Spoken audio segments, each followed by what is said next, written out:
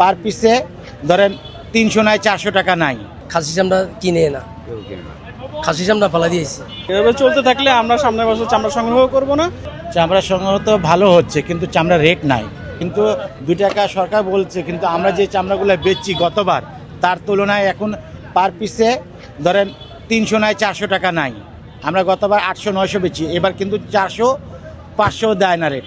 আগের মতন তো দাম নাই, এখন দিচ্ছে যে হাইস্ট দাম সব বড় বড় চামড়া সব 2.5 লাখ 3 লাখ টাকা গরু। এইগুলোর দাম কিরকম বড় চামড়া? 650 650 দেখুন না। মাঝারি মাজারেগুলা কত 400 450। লাভ নাই ভাই, যখন দেখাগুলো এরা কিনে আনছে বেশি রেট দিয়ে না দাম। এই যে এর একেবারে বেঁচে গেছে 450 কইতে আছে 600। বাস্তব আর জায়গা তাইলে জিনিসটা হচ্ছে অন্যরকম।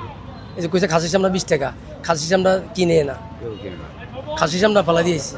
খাসি চামড়া কেউ কিনে না, খাসি রেট দিছে না, ওই যে চামড়া আইনা চামড়া ফালা দিয়েছে। খাসি চামড়া কেউ কিনে না, কইছে খাসি চামড়া 20 টাকা 10 টাকা করে দিত তত মানুষ বেচত, কিন্তু খাসি চামড়া কিনে না।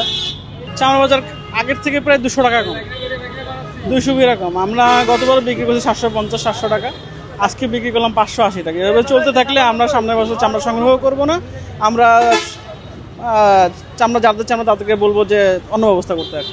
আর সরকার নির্ধারিত কোনো দামে আমরা কোনো কিছুই দেখি না। এখানে ওনারা নিজস্ব রেট বানিয়েছে, নিজস্ব রেটের তারা দাম বলতেছে। আমাদের লোকসান তো হচ্ছেই, আমাদের ছেলেগুলো সারাদিন কাজ করছে, তারপরে ট্রাক ভাড়া আছে, আমাদের হুজুর খরচ আছে, সব কিছু মিলে আমাদের লোকসানই হচ্ছে।